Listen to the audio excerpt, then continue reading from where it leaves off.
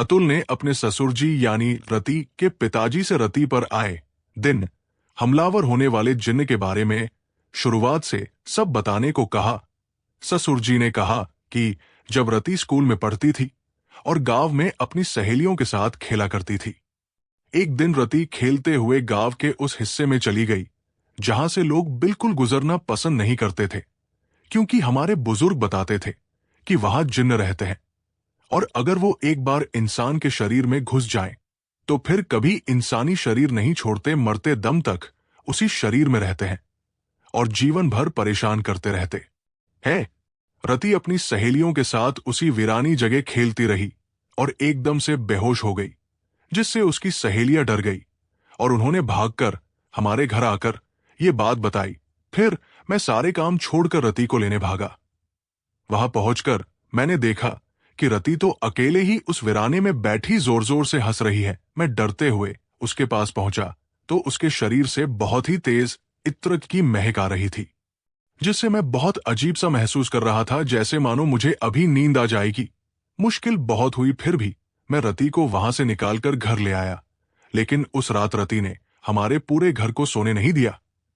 कभी आंखें बड़ी करके जो भी उसको कुछ बोलता उसको घूरने लगती, कभी अपनी जीभ इतनी लंबी निकाल लेती कि हमें डर लगने लगता, तो कभी जानवर की तरह गुस्से से गुर्राने लगती और जमीन में अपनी कोहनियां मारने लगती।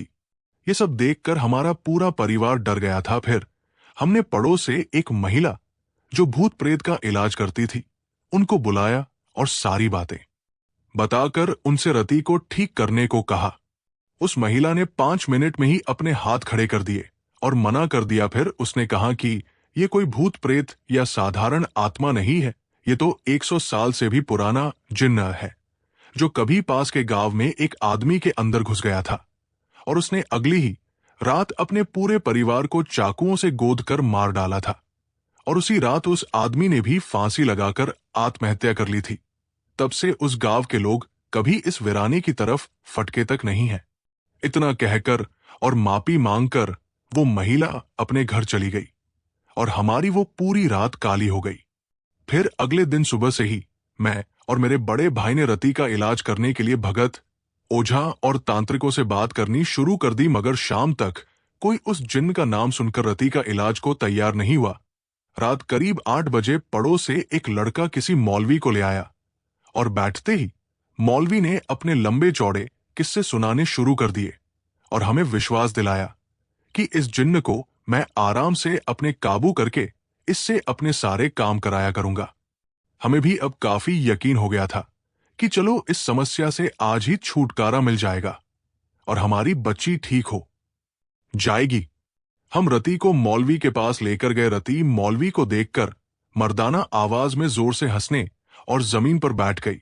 फिर मौलवी उठा और उसने रति के बाल पकड़कर उसकी कमर पर अपनी झाड़ू से कई वार किए और पूछने लगा, बता तू इस बच्ची के शरीर में क्यों आया है? कुछ देर तक तो रति जोर से हंसती रही।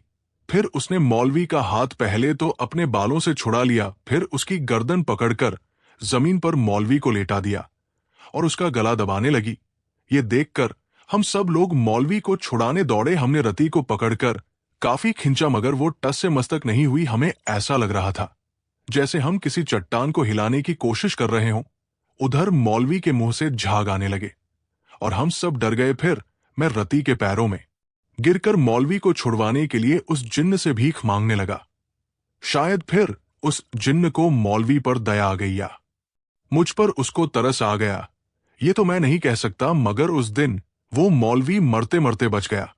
रति ने मौलवी का गला छोड़कर उसके सर में 2 लातें मारी और दूसरे कमरे में चली गई, जहां रति की मां ने उसको प्यार से पुचकार के शांत किया।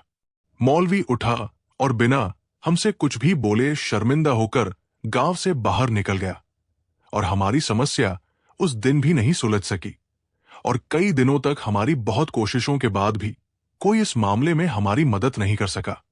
रोज रात को हमारे सोने के बाद रति अपना सर और चेहरा कपड़े से ढककर छत पर चली जाती और एक कपड़ा नीचे बिछाकर नमाज पढ़ने लगती। 2 से 3 दिनों के बाद हमें इसका पता चला, जिससे हमारी चिंता और बढ़ गई। साथ में किसी ने यह भी कहा कि जिन्न ही रात को नमाज पढ़ते हैं।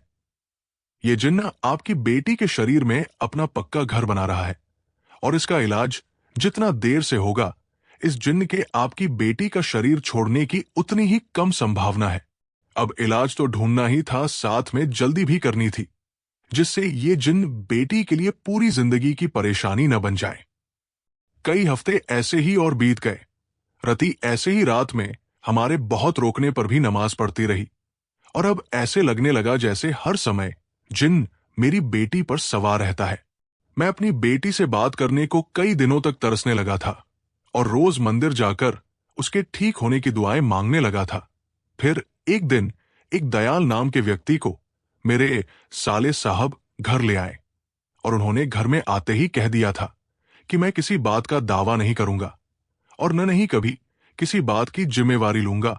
हाँ, मगर मैं अपना भरसक प्रयास जरूर करूंगा और अपने इष्ट ईश्वर से आपकी बेटी को ठीक करने की दुआ करूंगा। दयाल के बारे में मेरे साले साहब ने मुझे पहले ही थोड़ा सा बता दिया था कि दयाल एक परोपकारी इंसान है जिसने कई लोगों को बिना पैसे लिए एकदम ठीक किया है।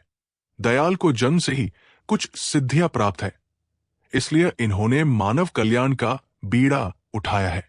दयाल ने रति को बुलाया और उसके पास जाकर बैठ गया।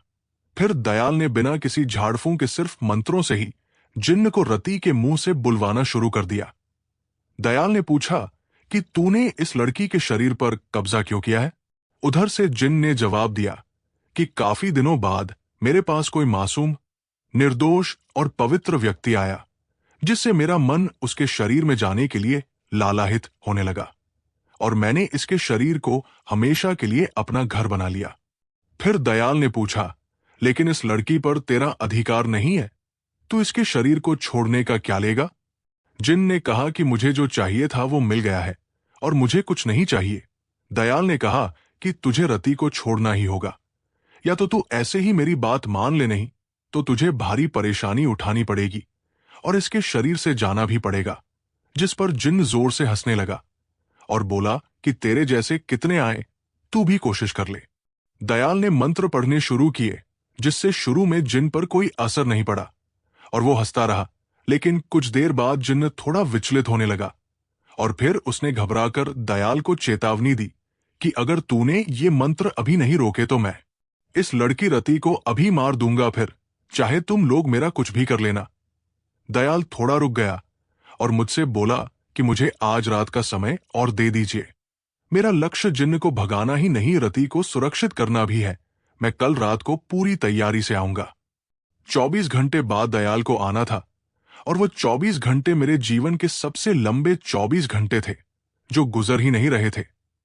पूरा परिवार चिंतित था कि क्या हमारी बेटी जिन्न से बच पाएगी? दयाल क्या जिन्न को रति के शरीर से निकाल पाएगा? ऐसे ही कुछ सवाल हमारे पूरे परिवार के मन में घूम रहे थे। इसलिए हमने वो रात भी देर रात तक जाग कर काट दी और 3 से 4 बजे जाकर हमारी आंख लगी। अगले दिन सुबह से ही जिन्न ने हड़कंप मचाना शुरू कर दिया। पहले तो रसोई के सारे बर्तन जमीन पर फेंक दिए, फिर गर्म पानी में भरी बाल्टी गली में खड़े लोगों पर दे मारी। उसके बाद अपने नाखूनों से घर की दीवारों को कुरेदने लगा, जिससे रति बेटी की उंगलियों से खून आने लगा। बड़े भाई ने उसको रोकने की एक बार कोशिश की, जिससे वो और गुस्सा हो गया और इस बार उसने अपने हाथ को चाकू से काट लिए। फिर हम सबने मिलकर उसको पकड़ा और उस पर मंत्र पढ़ा हुआ गंगाजल छिड़कने लगे, जो दयाल जाते समय दे गया था, और वो शांत होता चला गया। सब लोग जैसे बस शाम होने का ही इंतजार कर रहे थे। ये बचे हुए घंटे भी बड़ी मुश्किल से सबने साथ मिलकर उस जिन्न का सामना करके निकाल दिए और भगवान की मेहरबानी से कुछ अशुभ नहीं घटा। दयाल ने आते ही कहा कि पहले मैं इस कसाई जिन्न के बारे में सबको बता देता हूं। ये कसाई जिन्न, जिसका नाम बिलाल था, इस गांव के बाहर वाले हिस्से में बने और कई साल पहले ही बंद हो चुके बूचड़ खाने में काम करता था। एक दिन इसका झगड़ा बूचड़ खाने के मालिक से हो गया। मालिक ने बिलाल को सबके सामने बेइज्जत करके उसी समय निकाल दिया। फिर इसने अपनी बेइज्जती का बदला उसी रात पूरे परिवार का गला काट कर लिया। पहले तो बिलाल ने माफी मांगे का बहाना बनाकर अपने मालिक का गला काटा, फिर उसकी दोनों बेटियों और उसकी पत्नी का भी गला ही। काट कर मार डाला, फिर सबकी लाश अपनी बैलगाड़ी में डालकर बूचड़ खाने ले आया और पूरी रात बैठकर बिलाल कसाई ने सभी लाशों के बहुत सारे टुकड़े किए और ये वहां से भागा भी नहीं। सुबह जब लोगों ने इसको देखा तो उन्होंने इसको वही डंडों और पत्थरों से मार डाला। तब से वो बूचड़ खान चलाने वाला कोई नहीं बचा तो उसको बंद करना पड़ा और तब से ये कसाई जिन बनकर वही रहने लगा और लोगों का शिकार करने लगा। फिर दयाल ने कहा कि सबको मेरा साथ देना है और कुछ भी हो जाए डरना बिल्कुल नहीं है। फिर दयाल ने रति को अपने सामने जमीन पर बिछे लाल रंग के कपड़े पर बैठा दिया और दयाल ने कोयले की रात हाथ में लेकर कई मंत्र पढ़े और बोला कि जल्दी से लड़की को पकड़ लो। सबने वैसा ही किया, मगर वो जिन्न अब फिर से रति के शरीर में आकर सक्रिय हो गया और उसने अब सबको मारना शुरू कर दिया। पहले तो बड़े भाई को जोरदार थप्पड़ मारे, फिर रति की मां के बाल पकड़कर पूरे कमरे में घसीट दिया और मेरी तरफ जैसे ही जिन बढ़ा तो मैंने उसको रोकना चाहा, मगर उसने मेरी नाक पर टक्कर मारकर खून निकाल दिए और मुझे बाहर आना पड़ा।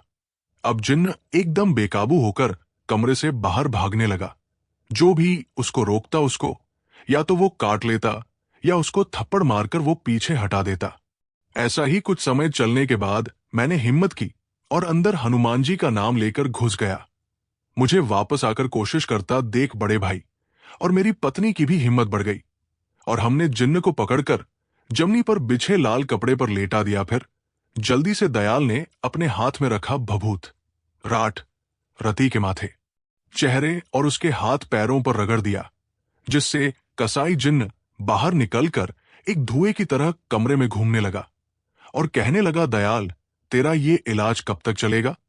जब तेरा ये इलाज टूटेगा तब मैं रति को मारकर अपने साथ ले जाऊंगा या उसके आसपास वालों को मारकर रति को फंसा दूंगा।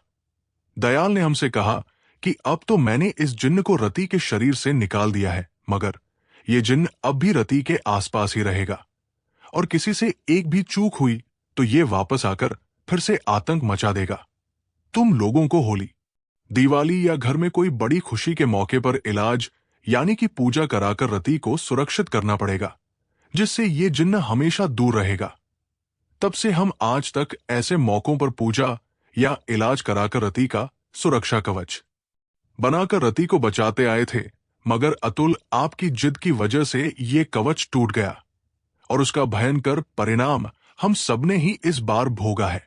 अतुल ने शर्मिंदा होते हुए ससुर जी से माफी मांगी और आगे से ऐसी सभी बातों को मानने और उचित कदम उठाने का आश्वासन भी दिया।